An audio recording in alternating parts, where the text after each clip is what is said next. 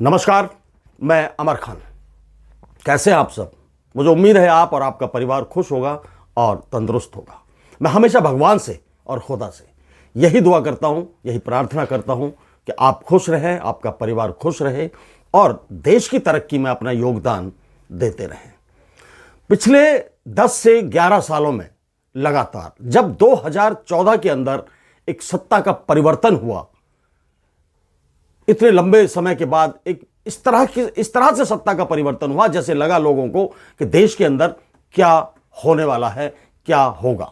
हम अब जहां हैं वहां नहीं रहेंगे, हम बहुत ऊंची जगह पर पहुंच जाएंगे, हमारे सारे सपने पूरे हो जाएंगे और हमारी जो मुरादें हैं, हमने जो उम्मीदें पाल रखी हैं जिंदगी से, अब वो सब की सब पूरी होने वाली हैं। हमारे देश के अंदर बुलेट ट्रेन भी चलेगी, हवाई चप्पलों वाला हवाई जहाज के अंदर भी बैठेगा, 15 लाख रुपए भी आ जाएंगे। बहुत सारी बातें इस तरह की हमारे दिमाग में, हम कॉमन लोगों के दिमाग में ये आती थी पूरे देश में कि अब हमारा देश बदलेगा।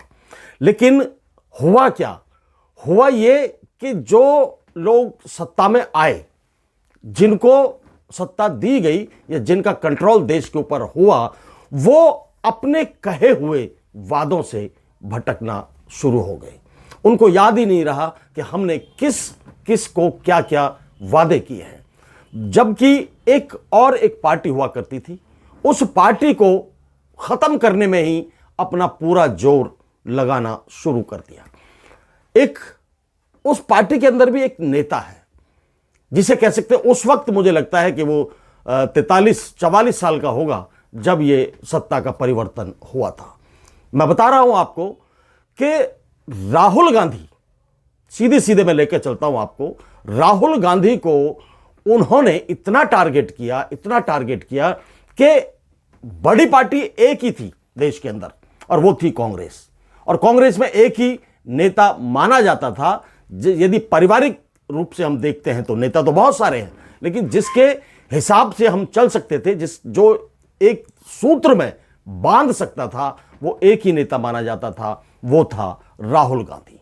राहुल गांधी को इतना टारगेट किया गया, उसका इतना मजाक उड़ाया गया, उसको इतना डिमोरलाइज किया गया, उसका मनोबल तोड़ने की इतनी कोशिश की गई कि हजारों करोड़ रुपया उसके ऊपर सिर्फ इसलिए खर्च किया गया कि इसका मनोबल तोड़ दो, इसका मजाक पूरे देश के अंदर बना दो, पूरी दुनिया के अंदर बना दो, ताकि ये कॉन्फिडेंस से बात ही ना कर पाए, विश्वास इसके अंदर टूट जाए, खत्म हो जाए।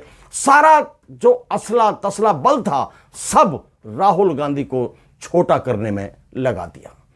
लेकिन राहुल गांधी के अंदर भी गांधी खानदान का खून था। उसने भी अपने आप को मजबूत करने में जो मेहनत करनी शुरू की, उसका कोई मुकाबला नहीं कर पाया।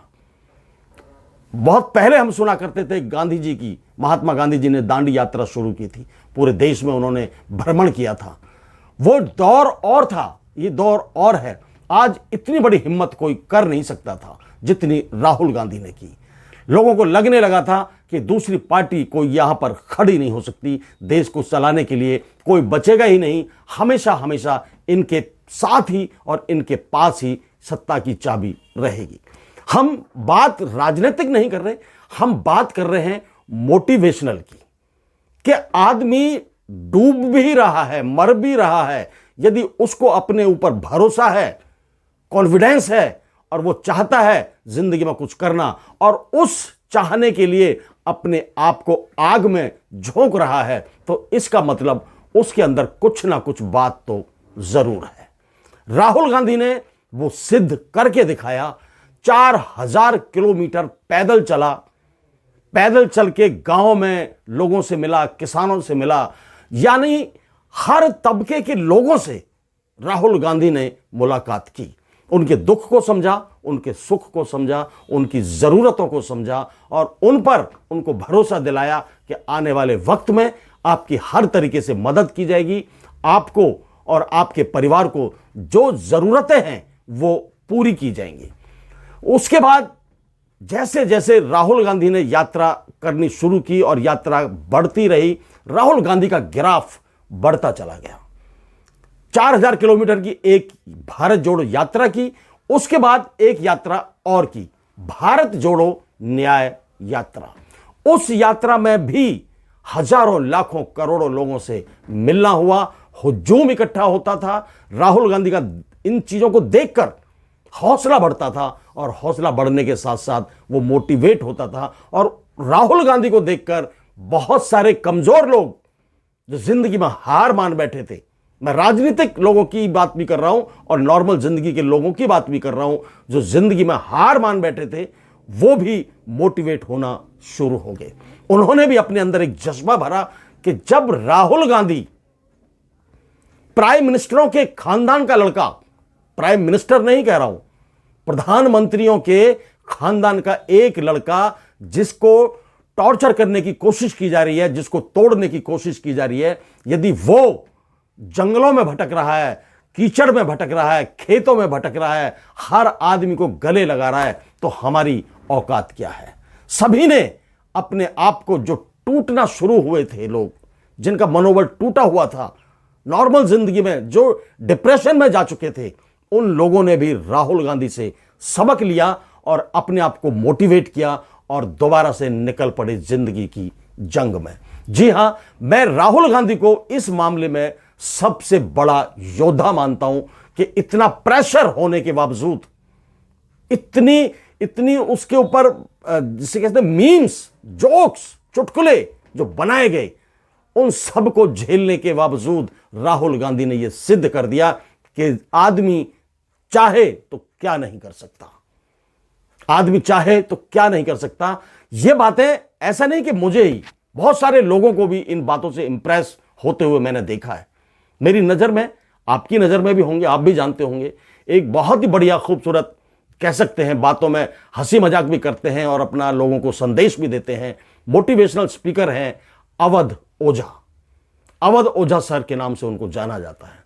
पिछले दिनों लल्लन टॉप को दिए गए एक इंटरव्यू में उनसे जब पूछा गया कि भविष्य का प्रधानमंत्री कौन होगा, तो उन्होंने सीधा सीधा कहा, बिना कोई लाग लपेट के कहा कि नरेंद्र मोदी अच्छे नेता थे, बड़े नेता थे, लेकिन अब नहीं है। अब कोई बड़ा नेता है, कोई अच्छा नेता है, तो वो है राहुल गांधी।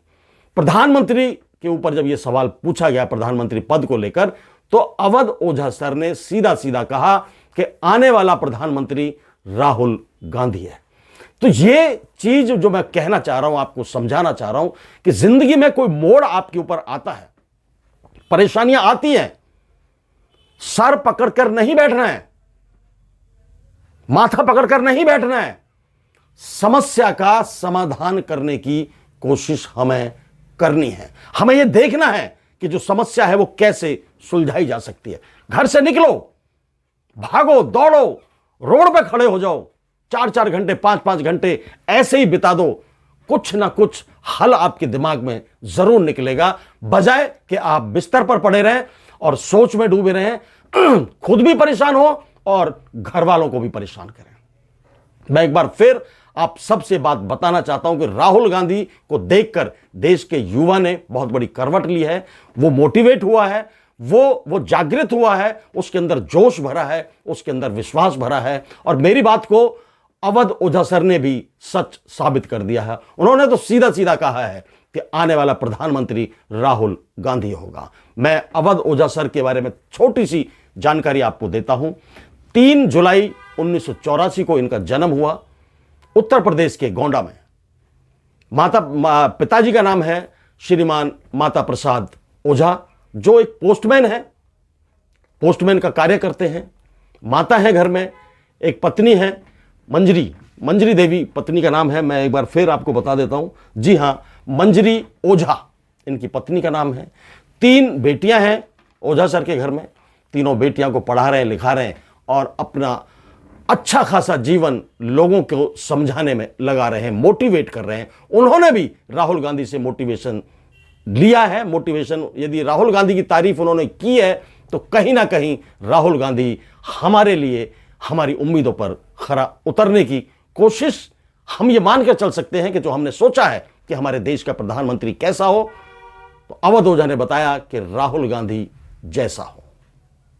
जय हिंद, जय भारत, नमस्कार।